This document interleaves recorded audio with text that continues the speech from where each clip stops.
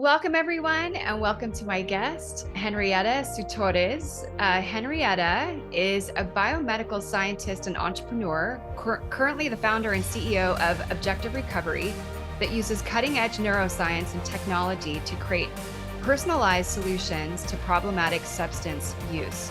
As a consultant, Henrietta helps develop mental health-related projects and services via scientific and strategy advice. So welcome, Henrietta. Thank you so much, Alanna. I'm so happy to be on this show because, speaking about limits, it's very close to my heart. Absolutely. Well, speaking of that, when you and I met before, I found it very interesting that you were saying that limits was a key challenge for you and in terms of having no limits. And so what I'm curious is, how did you realize that that was something that was problematic for you? Yeah, so I realized actually already when I was quite young, in my late teens, early 20s, and early on it manifested as a tendency for excessive engagement. So basically, in the beginning, I just simply thought that I was just a very curious person and interested in many things. And whatever piqued my interest, I would dive into it quite deeply and broadly and want to know everything about it. And it's not only on the theoretical level, but also experience-wise. So adventures and relationships, and basically wanting to, know and try everything about life and the world. And so I recognized that I had a difficulty regulating, actually knowing where to stop when it's time to stop. And already when I was very young, but in my 20s, I didn't care much because I thought that it was more an advantage because it helped me. It's kind of associated with a certain level of fearlessness. Of course, Yeah. I had anxiety and I had some fear, but I just didn't care. Even if I was anxious, I would just explore, go and pursue things and explore.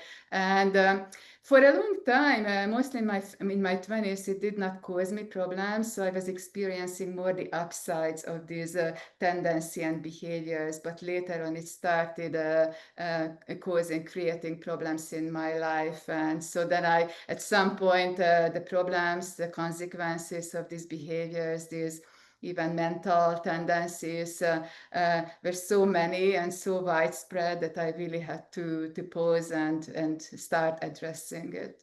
That's super interesting because in hearing you say it in that way, it almost sounds like, reflecting back, you now realize that it was almost an obsession, right? Mhm. So one might see it as, oh, I'm just super curious and adventurous. But when do you stop and it becomes an obsession?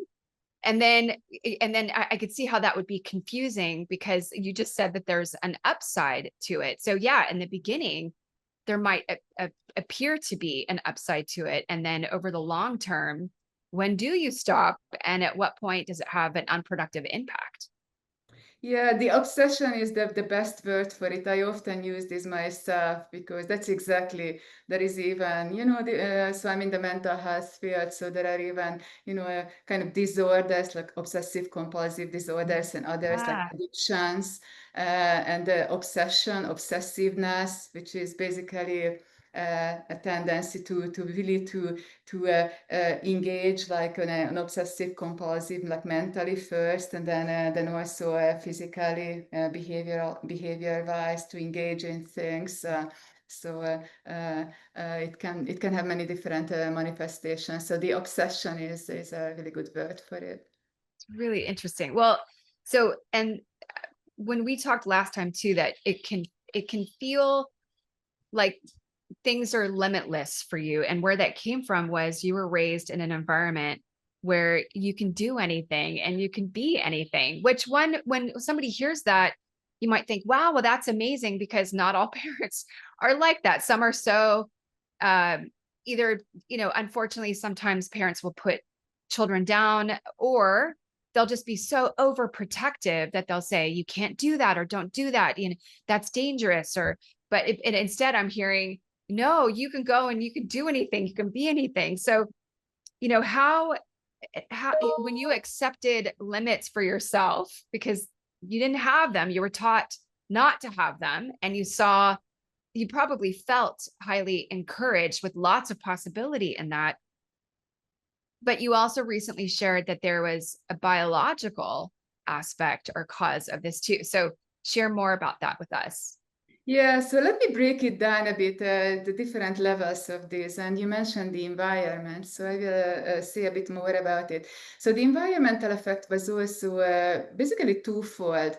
First of all, so you already know about me that I grew up in a family environment. My parents, actually, part of the background to it was that my parents didn't have a child for more than 15 years. They kept trying for, wanted a baby and they could not conceive, and they were really desperate. They really wanted a child. And then finally, after many interventions, they had me. So I think that created, actually, I discussed this with them, so they agree with what I'm going to say. So they really, they just finally had a child. They wanted to give that child everything, and really love and encouragement. And they were not in a materialistic way. They did not spoil me. They were actually quite good at that to teach me how to work hard for things, but more on the like emotional and the mental side. So I can't. I was just preparing to this conversation in my mentally yesterday, and I tried to recall, did I ever hear from my parents and from my early environment anyone saying that you cannot do this, you are not good enough, you are not, but it's very common. You mentioned that for many people experience that. And I could recall one instance of it, but it was just a mentor and not very significant person in my life. So that was one of it. The other one that is interesting is the larger environment. So probably you can hear, everyone can hear that I have an accent. So I am originally from Europe, from Eastern Europe. I was born and raised in Eastern Europe. And I was growing up in the 80s and 90s when there was a really interesting political situation. And many people, I guess, know that what we call the breakdown and the eventual collapse of the communism or the socialist systems. And so it was an era politically and socially that it was all about freedom, and everyone, it's just people lived in this oppressive system for so long, including my own parents. Part of their their nature was also coming from that, because in their own youth they experienced the consequences of that oppressive system. So everyone was so excited that now finally we are free. So also on that level, larger social level. And then so these were two components of the environment. Now later on, so I'm a biologist. I was trained as a biologist. I also studied different areas of biology. So I really decided to dive into the potential biological causes, because I already knew, I heard that there can be, behavior, personality can have underlying biological features, predispositions. So I really explored that for myself. One thing that I could very easily see is that for example, in both lineages of my family, there were cases of addiction, substance use issues, alcohol, and others as well. So that is can often a good indication that there might be some underlying genetic predisposition, because there can be also genetics associated with that. And much later, during as part of my training, I had the opportunity to have my whole genome sequence. So the entire DNA. And so I was in a training. I was learning how to analyze, how to associate genotype with personality traits, with behavioral traits, because that's what I was studying as a scientist.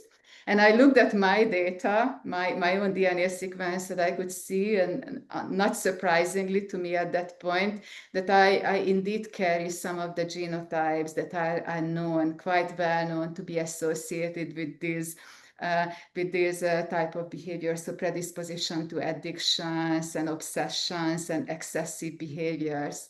So these are some, for example, molecules that regulate the reward system that we use to for motivation. And I won't go into the molecular biology of that. But so basically, I carry some of those genotypes. The manifestations of that can be phenotypes like novelty seeking. So really, someone who is always excited to explore new things. So when I was young, I felt that way very strongly, and I thought I was just young, and everyone was encouraging me. Yeah. I thought that eventually I would calm down, but it just never happened. Still, I have that kind of internal drive, and so there is a known genetics associated with that. Also, risk taking. They kind of go Go together. hand in hand. Yeah. Yeah. Novelty and risk, and someone who wants to explore, and doesn't is not limited or not inhibited by risks. It's very easy to see how that can lead to that type of behavior.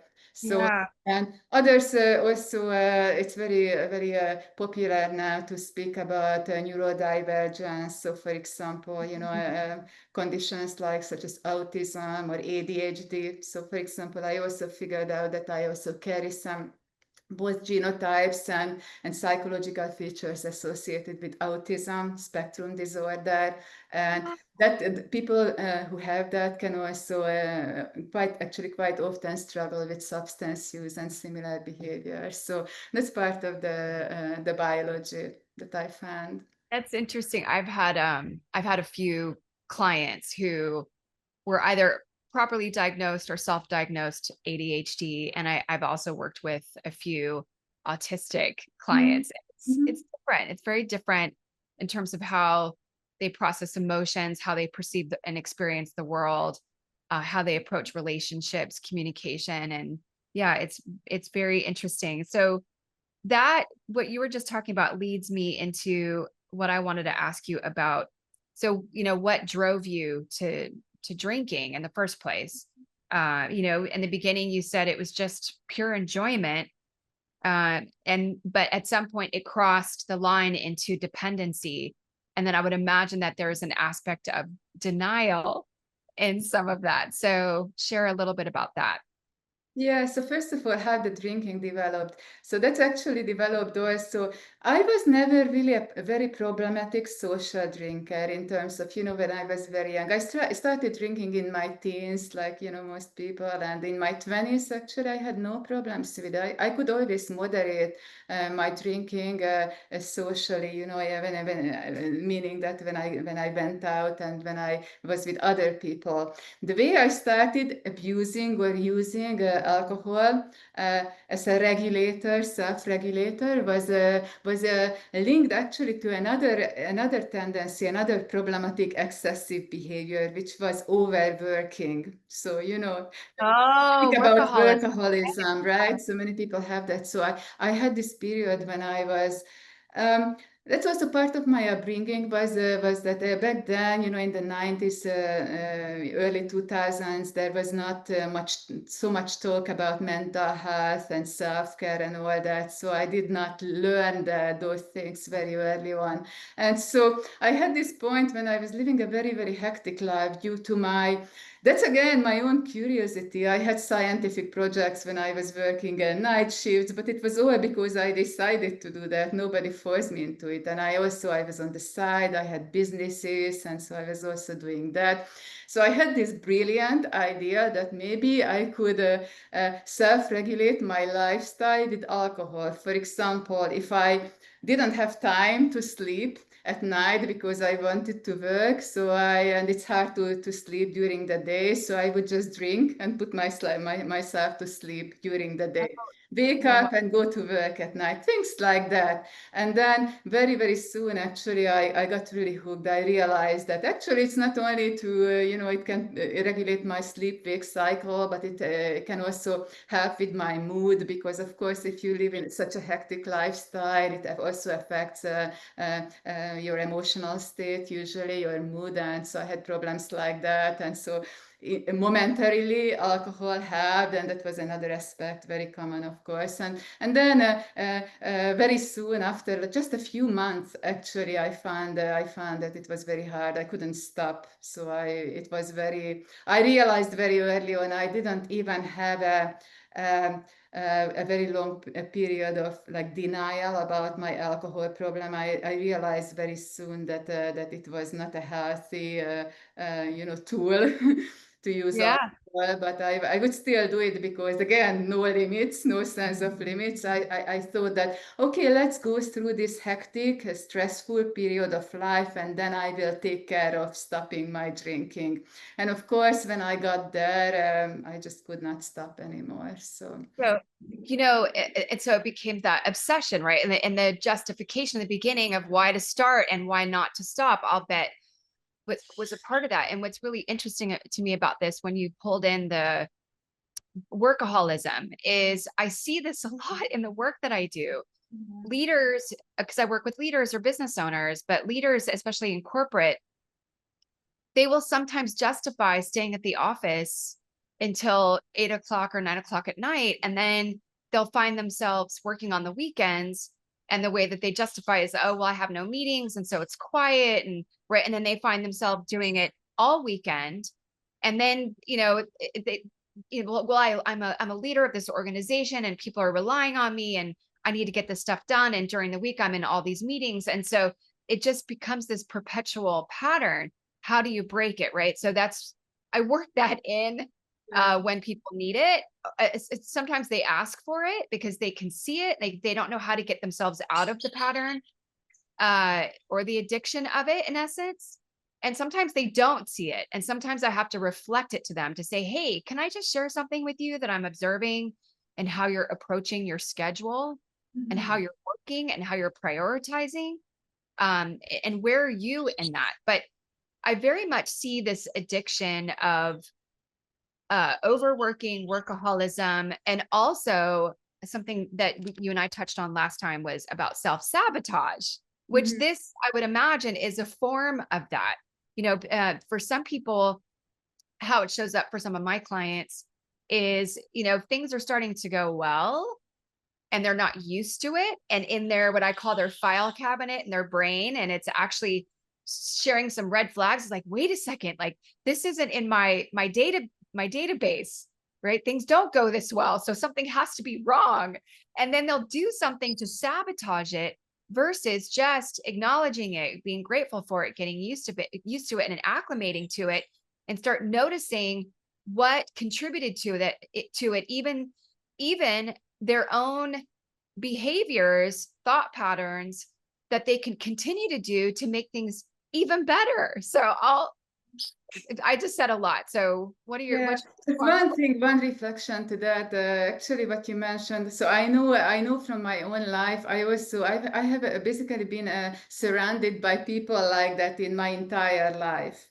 The very first one was my father, who was also an entrepreneur, and he was actually the main like parental figure who was very supportive on the surface and always encouraging, and you can go and do anything you want. It's just basically, let's see, he kind of defined that direction for me. But then very often what happens is that we get these models from early life, and so I recognized later on that I kept I was by the nature of my profession, science, entrepreneurship, business, I met many people like that, but I was even more selective for it. So I actually intentionally picked people who were very similar to me. oh, it just that is seeing, and that Yes. validates it, right? Yeah. Exactly, it validates it, and also because they are usually interesting people. They do a lot of interesting things. They are adventurous. We could do things together. Very often they are unconventional.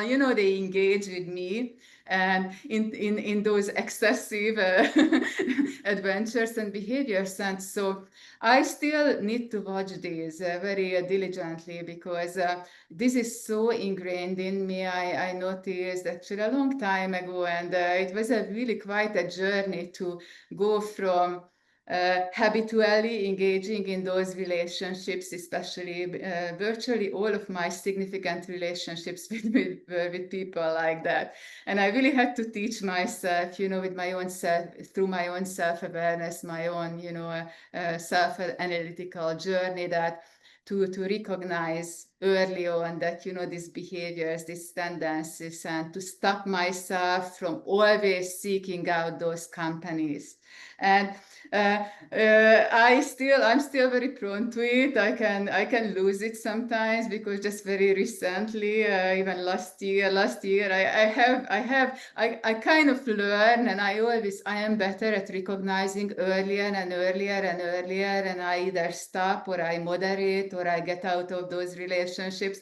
But I just had yet another one just very recently, and I got quite deeply into it, and so I was very proud of myself, because in the end I recognized much earlier than any time before that this was not going in the right direction. So we kind of That's good. That's still, this can still happen. And, even with all this mental awareness, because the drive of these obsessive, addictive drives, it can overpower many other drives, overpower, caution and the sense of limits. I have a sense of limits now, but I can forget. oh yeah. Well, we all default back into our old patterns. None of us are perfect, but what you're describing is what I often describe to people as the distinction between people that are self-aware and those that are profoundly self-aware.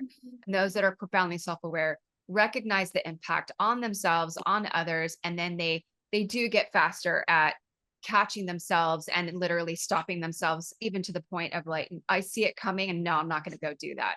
I'm not going Yeah. to fall into the trap once again, right? Uh so The denial itself is also not all bad, because we have denial, which just basically means that we are not aware.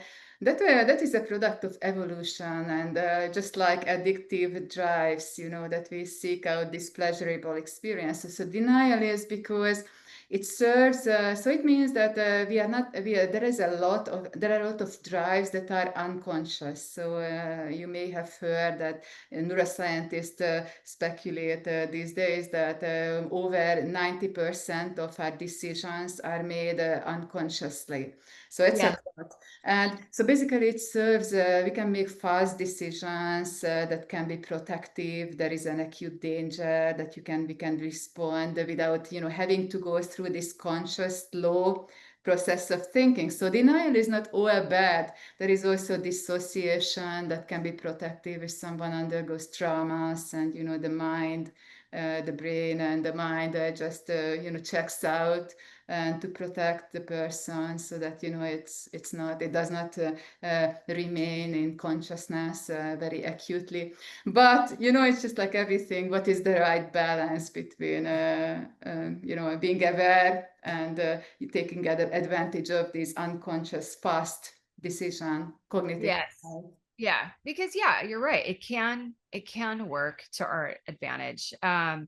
So with a few minutes left, I want to give you some time to share a little bit about what would be helpful. Something that you and I talked about last time too was recognizing what your values are and why that's important. And I very often have values conversations with either the individuals that I coach, which they're either business owners or senior leaders, but their own personal and professional values. And then in the team coaching work I do, we'll do Mhm. an entire conversation about team values because Mhm. they drive everything we do consciously, subconsciously. And they also connect to some of the things that we've been talking about here today, which are those patterns that can show up, those behavioral patterns that show up in our life. And even to the point of, I love getting, really clear on language, the language that we use, Yeah. because language it's much more powerful than people think. It's not just semantics. So with the last few minutes that we have left, what's a tool that you can recommend to people that might be in an addictive state? Yeah, first of all, the values can be identifying our core values or primary values can be helpful, but not always because, like, for example, if someone's primary value is freedom, such as mine, Mine too. freedom, That's my highest one is freedom. Yes. then it's the same, so it doesn't help. So then, now it's also health and other things. But one thing that I would really recommend, and I used myself, is really taking a really honest, hard look at the consequences of the behaviors that we engage in on other areas of our lives, and especially areas of life that we actually develop consciously a long term based on long term goals as well, because those are very often the ones that get affected by these impulsive, addictive drives. So, and then, but that can still be hard to do alone. So, you are a coach, I know that you help other people. So, any kind of feedback that can be external feedback that can be very helpful. But I would also add that it's good to be careful about who we take feedback from. So, for example, now that's part of what we do with my company, Objective Recovery. So we do an assessment for people, and we actually identify these unconscious drives. And very often that they are really astonished that the clients that learning that they didn't think about those. So feedback, a combination of self-awareness and external feedback. And then tools like I used, for example, so I'm a neuroscientist and a behavioral scientist and very much into psychology. I used personality theories. And so, that those are systems that can identify like patterns, behavioral patterns, like person Yes. types. This was very helpful for me when I was very young. Identifying our attachment style. We are talking basically, addiction, attachment go hand in hand. That was very helpful to me as well. And working on that because I identified mine. It was very clear that I don't have a secure attachment style. So have to have to work toward that because it can also cause problems. And then we can get into all these psychosocial modalities such as therapy, coaching.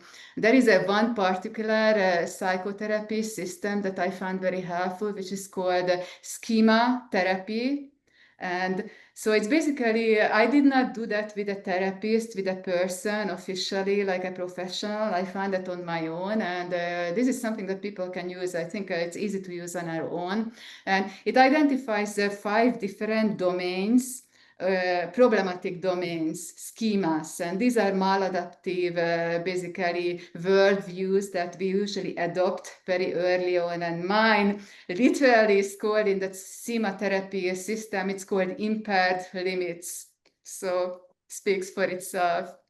That's what I have, and then you can dive into that, and then from that the theory, and then figure out how that is related to early life, caregivers and the environment and all that. And then there are also these days, the biological modalities. So I mentioned the genetic testing. That's Uh-huh. more available these days. So it's not for the general public, but for example, we are just starting to integrate with objective recovery, also genetic testing to identify people's this predisposition. Their Then tendency. we can create a much more effective treatment or help system based on that. And then there are more like a bit more unconventional tools to help introspect, raise awareness, such as psychedelics. There is a lot of talk Yeah. about that. Yep. I'm also very interested in that, but someone who had a substance use issue, that we have to. I've known people that have done that. I've known people that have done like ayahuasca or other things. Some have done it like once. Some I know that just repetitively do it. And then I start to wonder, Yeah, is so we have to be right? careful, especially with this background. And then also, as I mentioned, feedback. So I took advantage of many different communities and, mental health related communities, addiction, when I was, addressing my addiction. I joined many peer recovery groups that were helpful.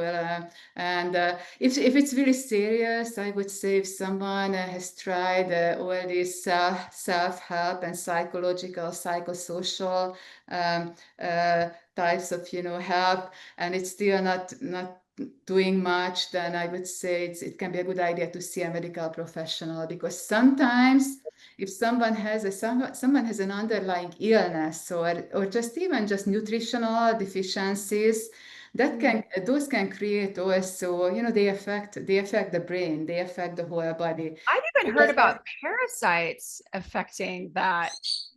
Yeah. And so basically my first step when I started to really seriously address my addiction, my drinking problem, was going to I went to get a thorough physical and a physical exam, and really detailed blood work and everything. So that can also, and that's easy to do.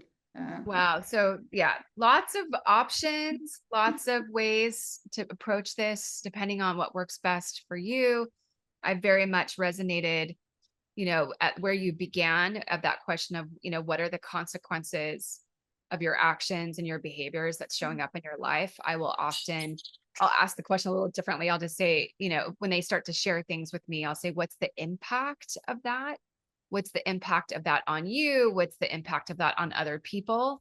And then to be conscious, like really conscious of that, knowing that, and you're going back to something you said about your dad, that we're always modeling behavior to others, even when we don't realize it. And that, that can have an impact on somebody else's perception of what to do, what not to do, and to make decisions for themselves that may not work for them. So maybe just one last, not really a tool, but a concept that you might have heard about it, because it's quite good, which is originally it was defined in relation to spiritual communities, and it's called spiritual bypassing, and it can also be emotional bypassing. And interesting. so this is basically this was originally coined by a psychologist called John Wellwood in the 1980s, Okay. a long time ago. And the definition of it is it's a tendency to use practices and experiences to avoid facing difficult emotions, psychological wounds, and personal challenges. And so we could do a whole other podcast about that because of what's showing up in the spirituality space these days. And I'm not suggesting don't do it. It's just that talk about addiction. I can see the tendency to rely on gurus or spiritual practices where some of the most spiritual people I know are also some of the most self-destructive, self-awareness, and they're being avoidant. And it's interesting that you brought that up, but that could be a whole other podcast. I did not have the spiritual bypassing, but I definitely had the emotional bypassing, which is basically the same. So, denying emotional needs, denying self-care needs, and validating our own behavior with our own theoretical framework that I want freedom, I wanted to explore, I want to see the world, I wanted to do everything. And so I use that kind of rationalized not addressing my behaviors with that type of, we can say, bypassing. The spiritual forms are interesting. That's a whole different super interesting. Anyway, this could probably go on for another hour, but thank you so much for meeting with me today and contributing to the show and sharing about your journey and what you're continuing to do in your journey to help others and theirs. And I hope those that watched this got some good nuggets or information out of it. So thanks, Henrietta. Thank you, Alanna. I really enjoyed the conversation. Good. Thanks for watching. And if you got value from this episode, subscribe, give it a thumbs up, and comments are always appreciated. And if you're done trying to figure it out on your own, I work with leaders and entrepreneurs who are ready to leap forward and go all in. Connect with me on YouTube, LinkedIn, and Instagram. See you next time.